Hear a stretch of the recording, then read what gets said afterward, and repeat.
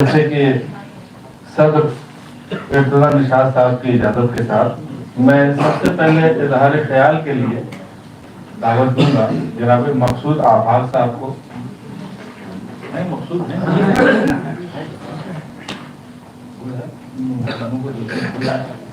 جناب مقصود آفاق صاحب، یہ ابھی جیسے عرض کیا عابد شیخ صاحب نے کہ اس سال کا ایوا ساہتیہ اکیڈمی جو پرسکار ہے بڑا پریسٹیجیس پرسکار ہے، وہ اردو کے زمرے میں اس سال جو ہے وہ مقصود آفاق صاحب کو تسلیم ہے.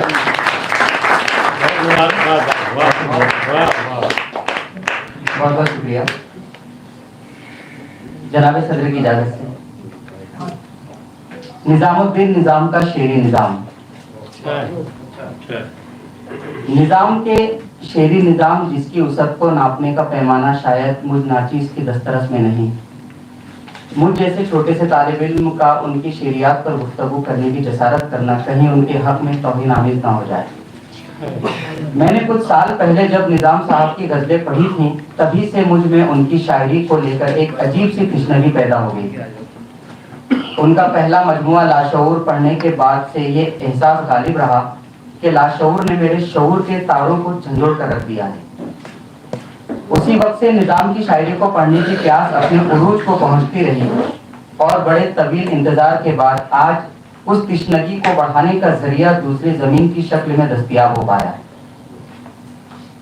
سینکڑوں سال پرانی ہے میرے گھر میں کتاب، سینکڑوں سال پرانی ہے میرے گھر میں کتاب، روز پڑھتا ہوں مجھے روز نہیں لگتی ہے. نظام الدین نظام کا یہ شعر ان کے کامیاب شاعر ہونے کی طرف اشارہ کرتا ہے. غزل کی کرم فرمائی ہر شاعر پر نہیں ہوتی، لیکن ایسے شعراء جن کی شعری تربیت میں کتابوں کا 100% کردار رہا ہے، یقیناً ایسے شعراء غزل کی سلطنت میں شہزادے کا درجہ رکھتے ہیں. نظام بھی غزل کی سلطنت کے وہ شہزادے ہیں جن کی تربیت میں کتابوں نے ماں کا کردار ادا کیا ہے. ایک اور جگہ نظام کہتے ہیں، بھیگے ہوئے بادل کی تمنا بھی کسے ہے، بھیگے ہوئے بادل کی تمنا بھی کسے ہے، صحرا میں میرا کام تو ٹھوکر سے چلے گا. یہ شعر نظام کی اس خود اعتمادی سے پردہ ہٹاتا ہے جو ان کی مایوسیوں اور بے بسی پر ہمیشہ غالب رہا. ان کی زندگی جتنی مصائب و آلام کا شکار رہی، اس کی پوری تصویر ان کی شاعری میں واضح دیکھنے کو ملتی ہے. نظام کی پوری شاعری ان کے حالات زندگی کا عکس ہے. انہوں نے اپنے کرب کو اپنی قسمت کا لباس پہنا کر بیان کیا ہے. وہ کبھی بے بسی کی دسترس میں نہیں آئے.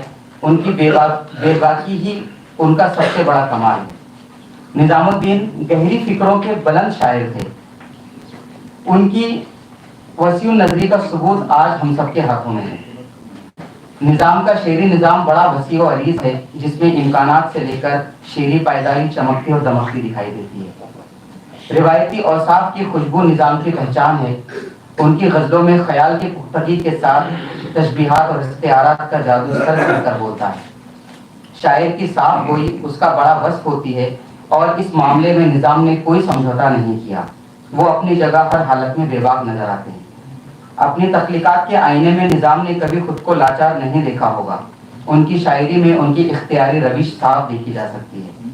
مضامین کا انتخاب ان کی فکری اونچائی کی دلیل ہے اور انہیں بیان کرنے کا ڈھنگ نظام کو منفرد بناتا ہے.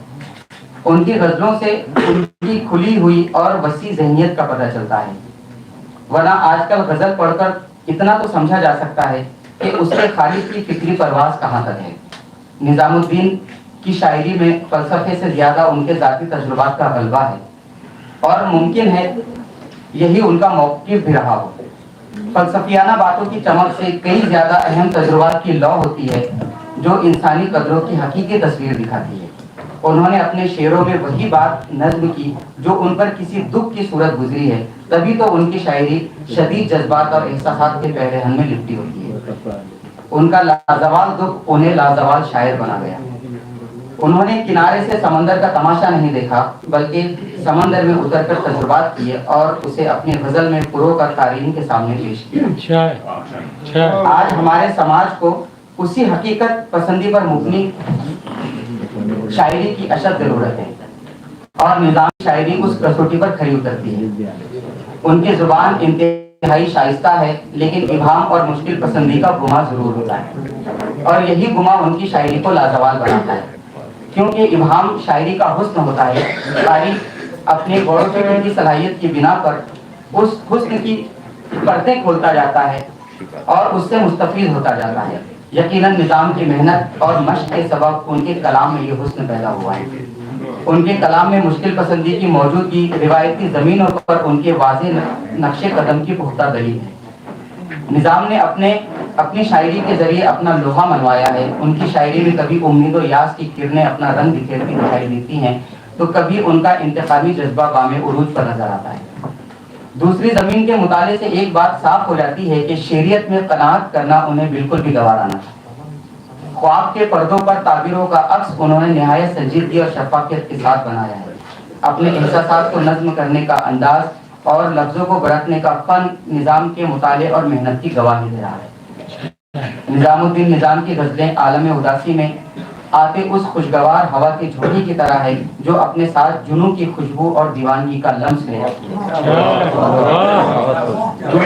दूसरी ज़मीन के मुताले के बाद मैं दावे से कह सकता हूँ कि निज़ाम के बहुत से अशार ज़रबुल मिस्ल की हैसियत रखते हैं, लेकिन अफसोस हमने और वक्त ने उनके साथ इंसाफ नहीं किया। आखिर में निज़ाम के कुछ चुनिंदा अशार कोट करना चाहता हूँ। चलो कि कुछ न हुआ घर तो हो गया होता, चलो कि कुछ न हुआ घर तो हो गया होता, कुछ एतबार ज़मीं पर तो हो गया होता। यही हुआ कि सफर हो सका न बातिन का, मैं अपने आप से बाहर तो हो गया होता। जलती है इख्तिलाफ के शोलों में गुफ्तगू, जलती है इख्तिलाफ के शोलों में गुफ्तगू, सिगरेट है उंगलियों में लबों पर धुआं धुआं। हम ऐसे कम नसीब भी शहरे सुखन में हैं, हम ऐसे कम नसीब भी शहरे सुखन में हैं, शहकार गजल न कही 30 साल में। खुश आंखों को कुरेदा तो समंदर निकले, खुश आंखों को कुरेदा तो समंदर निकले, जैसे चट्टान से लावा सा उबल कर निकले। आग फैले तो जरूरी है कि पथराव भी हो, ताकि जब जल न सके खून तो बहकर निकले।